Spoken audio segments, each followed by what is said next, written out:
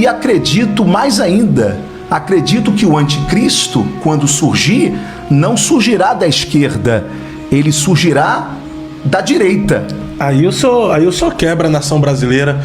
Vem cá, um partido que faz apologia ao aborto, um partido que faz apologia a essa agenda woke, que tem a ideia de transformar o ser humano em animais, um partido que faz apologia a tudo que é contra os valores e princípios bíblicos, não será esse partido que vai montar o cenário para o governo do anticristo? Será pessoas da direita, politicamente falando? Vamos lá, eu sei que nesse exato momento a sua rede social deve estar louca agora, né?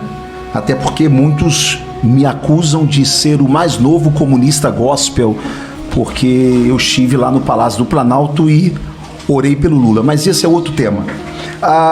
O pastor Anderson Silva tem uma frase que eu anotei, que ele diz assim, ele afirma, não se iluda, o anticristo é conservador.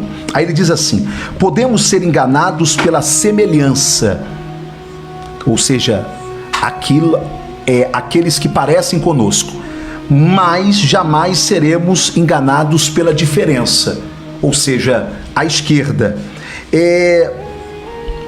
O grande problema, e aí eu vou entrar numa polêmica aqui, cristãos estão confundindo o evangelho de Deus com a direita conservadora. A direita conservadora é uma manifestação ideológica política que nada tem a ver com o evangelho do Senhor Jesus. Quando eu digo que o anticristo virá como uma figura conservadora, é porque Jesus disse em Mateus 24, que, se possível, ele enganaria até os escolhidos. Ora, como que alguém da esquerda, com uma política esquerdista, progressista, vai me enganar? Não me engana. Mas quem chega falando Deus, pátria e família, pode me enganar.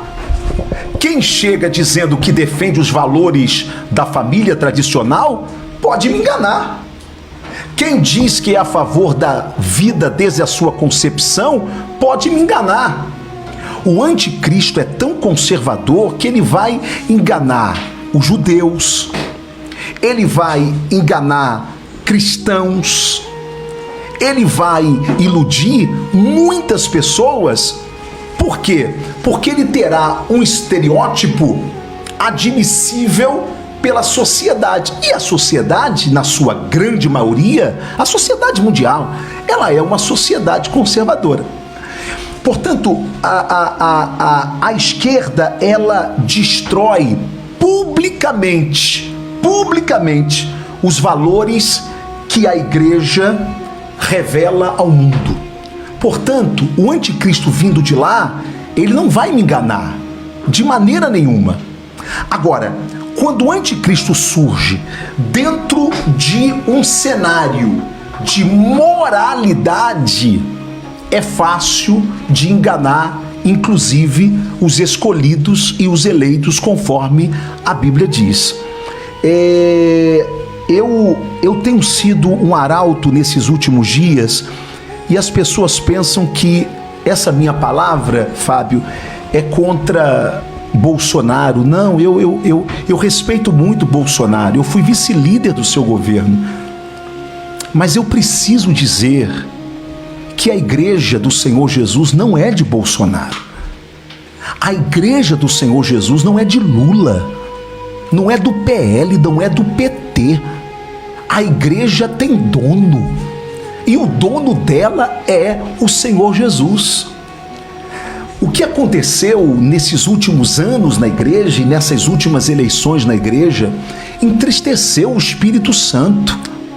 Ô Fábio, nós tivemos irmãos se dividindo, famílias se dividindo, pastores usando o altar, o microfone da igreja para mandar irmãos saírem da igreja, ovelhas saírem do rebanho, se votasse no Lula, se não votasse em Bolsonaro.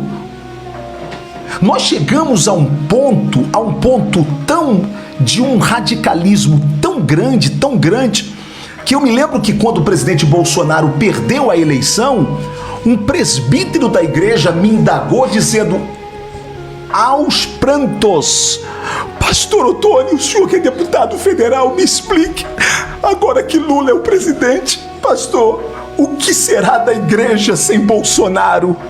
Rapaz, aquilo ali me assustou. Um presbítero da igreja perguntando o que seria da igreja do Senhor Jesus sem Bolsonaro. Meu irmão, independente de quem seja o presidente desta nação, esta nação ainda é do Senhor Jesus. Quem manda nesta nação é o Senhor Jesus. Portanto, o que aconteceu é que, por nós termos nos identificado com as falas de Bolsonaro, nós acabamos criando uma espécie de bezerro de ouro na igreja. E não é culpa de Bolsonaro. Eu vou te contar agora um episódio, rapidamente. Quem é culpado, então? Eu vou lhe contar quem é o culpado. Eu fui convidado para estar com Bolsonaro, eu e outros deputados, Marcos Feliciano também, e outros deputados, na festa da Igreja Mãe das Assembleias de Deus no Brasil, em Belém do Pará.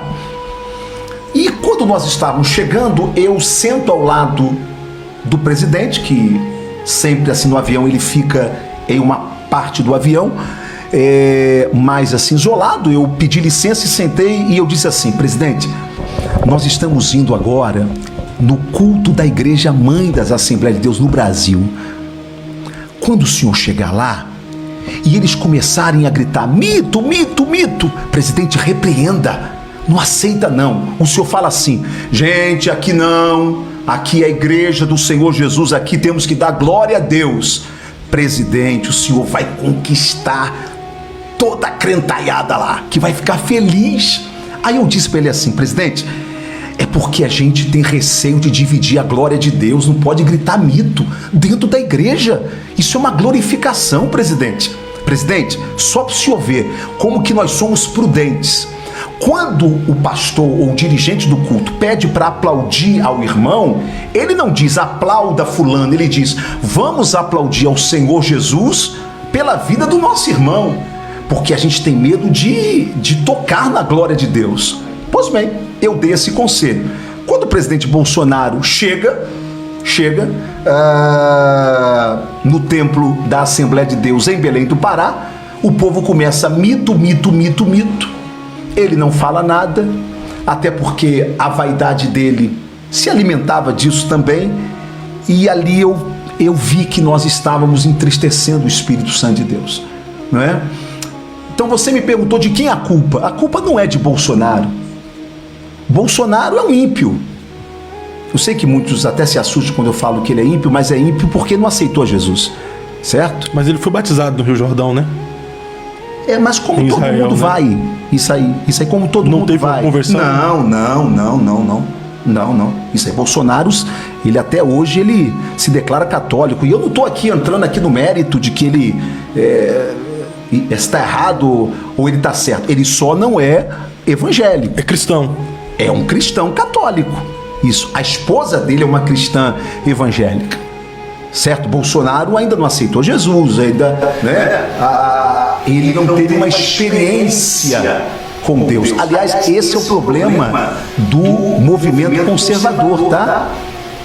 Todo cara conservador, ele já se acha próximo a Deus, porque ele defende família, porque ele defende valores, não é? Ele se esquece que para ser conservador tá bom, mas para ser cristão, ele tem que se arrepender dos seus pecados. Precisa nascer de novo, né? Precisa nascer de novo, não é? Então, a culpa não é de Bolsonaro, ele ainda é um ignorante na fé. A culpa é nossa, nós líderes. Você quer ver uma coisa? Como é que a culpa é nossa? Um dia eu fui questionado por um pastor que achou horrível eu apoiar o Eduardo Paes para prefeito do Rio de Janeiro, se nós tínhamos o outro candidato de Bolsonaro, e ele começou a me enquadrar. Aí ele começou a me enquadrar